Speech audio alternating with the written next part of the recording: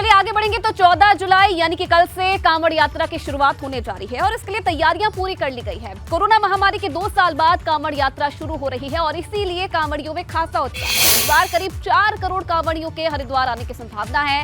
ये संख्या काफी ज्यादा है और इसलिए सरकार की तरफ से पहले ही अधिकारियों को निर्देश दे दिए गए हैं कि तमाम तैयारियां पुख्ता कर ली जाए।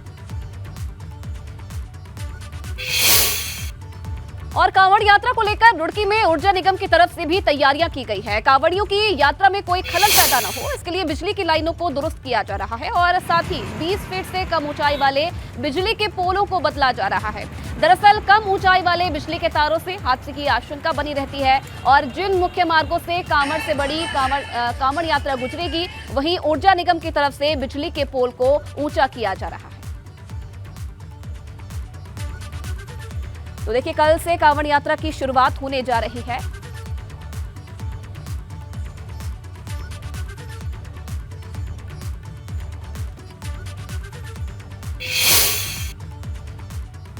और चलिए फिलहाल इस खबर पर और ज्यादा जानकारी देने के लिए रुड़की से विनीत त्यागी सीधा लाइव इस वक्त हमारे साथ जुड़ रहे हैं। विनीत, देखिए तमाम बैठकों का दौर चला और कल से कांवड़ यात्रा की शुरुआत होने जा रही है। क्या कुछ तैयारियां की गई हैं प्रशासन की तरफ से ताकि जो कांवड़िए हैं उन्हें किसी तरह की परेशानी ना हो, क्योंकि बड़ी संख्या में इस बार अनुमान जताया जा रहा है कि कांवड़िए पहुंचने वाले हैं। जी बिल्कुल, देखिए आयुषी, जिस तरह से कई महीनों से जो कांवड़ यात्रा को लेकर तैयारियां चल रही थी, लेकिन अब कल यानी 14 जुलाई से जो है कांवड़ यात्रा की विधिवत रूप से शुरुआत हो जाएगी।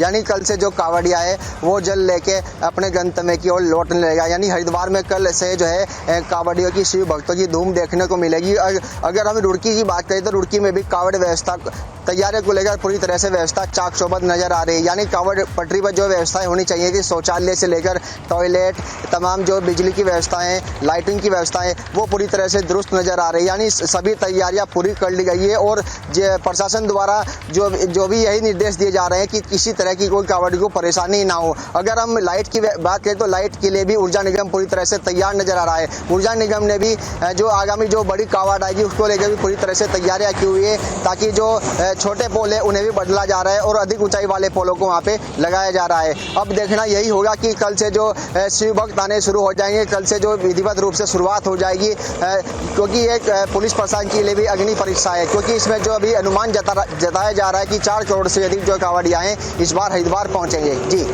चलिए यही उम्मीद जताएंगे कि कोई दिक्कतें ना हो कांवड़ियों को। बहुत धन्यवाद आपका तमाम जानकारी देने के लिए विनीत। चलिए आगे बढ़ेंगे तो कल से शुरू हो रही कांवड़ यात्रा को लेकर हरिद्वार में सरकार की ओर से तमाम व्यवस्थाओं की तैयारियां पूरी कर ली गई है। सरकार की तैयारियों को लेकर सीएम पुष्कर सिंह धामी से एबीपी गंगा ने खास बातचीत की है।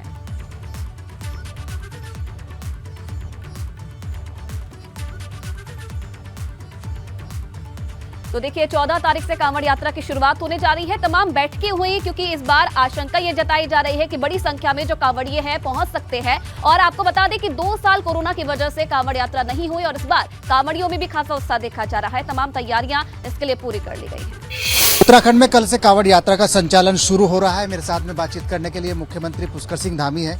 सर, कल से कांवड़ यात्रा की शुरुआत हो रही है, किस तरीके से आप देखते हैं यात्रा? सब में जोश है।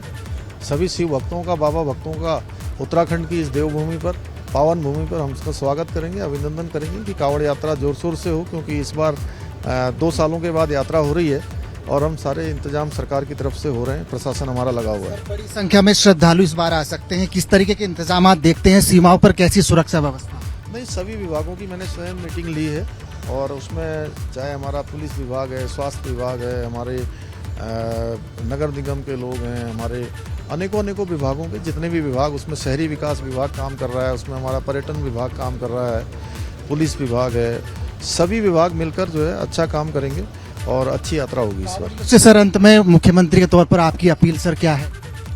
नहीं, कांवड़ यात्री सब लोग आएँ, स्वागत करें और जो यात्रा के नियम है उन नियमों का भी पालन करें। धन्यवाद सर। मुख्यमंत्री पुष्कर सिंह धामी जी से बात की है और जिस तरह से कल उत्तराखंड में कांवड़ यात्रा का संचालन होगा उसको लेकर बेहतर व्यवस्था सरकार की ओर से की गई है। अपने सहयोगी कैमरा पर्सन क्रिस्टोफर लॉरेंस के साथ विनोद कुमार, एबीपी गंगा, देहरादून।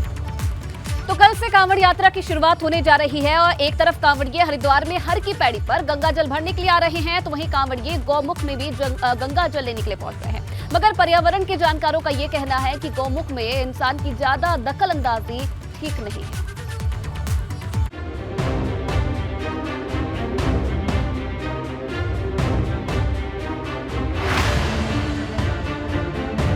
14 जुलाई से शुरू होने जा रही कांवड़ यात्रा को लेकर शिव भक्तों में उत्साह है। कोरोना महामारी के 2 साल बाद कांवड़ यात्रा शुरू हुई, इसीलिए कांवड़ियों का उत्साह देखते ही बन रहा।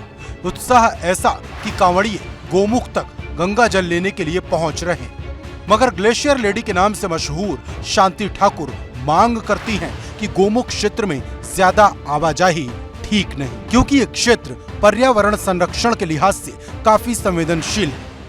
अगर बाद में जल की बात आती है, कावड़ की बात आती है, तो पहला जो कावड़ भरा गया था ग्रंथों के हिसाब से वो हर की पौड़ी हरिद्वार से भरा गया था।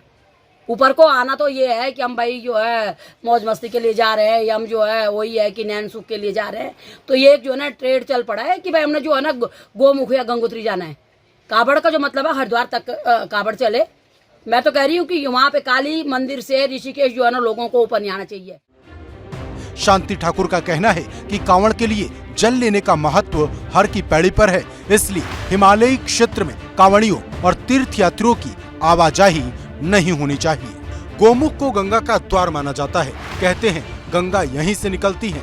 हालांकि गंगा का नाम देवप्रयाग से पड़ता है। गोमुख से जो नदी निकलती है उसे भागीरथी कहा जाता है। भागीरथी और अलकनंदा जब देवप्रयाग से मिलकर आगे बढ़ती हैं, तब गंगा नाम पड़ता है। एबीपी गंगा के लिए बड़कोट से नितिन चौहान की रिपोर्ट।